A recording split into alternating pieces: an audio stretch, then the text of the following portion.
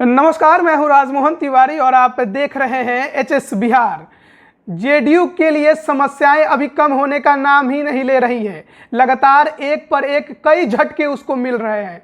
बिहार के चुनाव में जहां उसकी पार्टी 71 सीटों से 43 पर आ गई, वहीं एक जगह ऐसा कांड हो गया है जिसके बाद नीतीश कुमार अपना सर पकड़ लेंगे, क्योंकि जेडीयू के 6 विधायक अब बीजेपी में शामिल हो गए हैं। जी हां, ये बड़ी खबर हम आपको बता रहे हैं कि बिहार चुनाव में नुकसान झेलने वाली जेडीयू के लिए अभी एक और जोरदार झटका लगा है। उसके 6 विधायक जो हैं वो बीजेपी में शामिल हो गए हैं। हालांकि यह घटना बिहार की नहीं है, अरुणाचल प्रदेश की है, जहां पर जेडीयू एक मुख्य विपक्षी पार्टी थी और बीजेपी का वहां पर सरकार है, लेकिन वहां पर उसके 7 विधायक थे, जिसमें से 6 विधायकों ने बीजेपी का दामन थाम लिया है। कल रात्रि यानी 24 दिसंबर की रात्रि की यह घटना है जब जेडीयू के 6 विधायक बीजेपी में शामिल हो गए हैं। अब ये किसी भी सूरत में नीतीश कुमार के लिए सही खबर नहीं है और साथ ही उसकी सहयोगी दल बीजेपी के द्वारा जब इस तरह से भीतरघात हुआ है तो देखना होगा कि जेडीयू इस पर क्या प्रतिक्रिया देती है। आपको बता दें कि अरुणाचल प्रदेश में 2019 में चुनाव हुआ था। 60 विधानसभा की वहां पर सीट है, जिसमें से 41 सीट जो है वो बीजेपी ने जीती थी और 7 सीट जेडीयू के खाते में गए थे।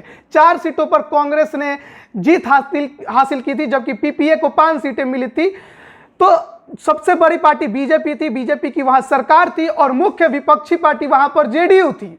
जेडीयू के 6 विधायक अब जब बीजेपी में शामिल हो गए हैं तो महज एक विधायक ही उनका बचता है, यानी अब जेडीयू वहां पर मुख्य विपक्षी पार्टी होने की जो भूमिका में थी वो अब उसकी पूर्ण रूप से खत्म हो जाएगी। और जेडीयू जहां पर अरुणाचल प्रदेश में उसने अब अपना एक पैर जमाना शुरू किया था, वो अब लगता है कि वहां पर उसका खत्म होता नजर आएगा। कहां जेडीयू बंगाल चुनाव में घुसने की तैयारी में लगी थी और कहां बीजेपी ने अरुणाचल प्रदेश में उसके साथ एक बड़ा खेल कर दिया है।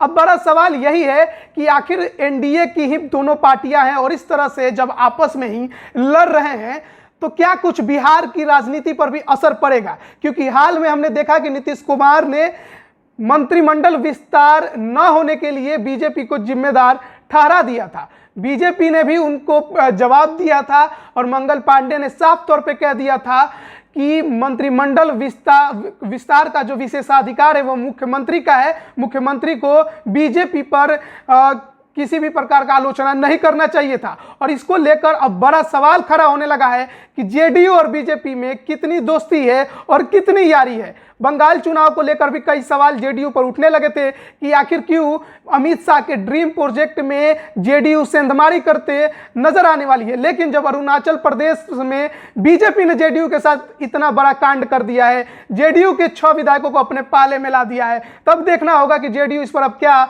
बयान देती है और बिहार की राजनीति पर क्या इसका असर पड़ता है, यह देखने वाली बात होगी। फिलहाल की खबर में इतना ही, और इस पर कोई भी अन्य अपडेट आता है हम आपको तुरंत पहुंचाएंगे। आप तक बने रहिए हमारे साथ। धन्यवाद।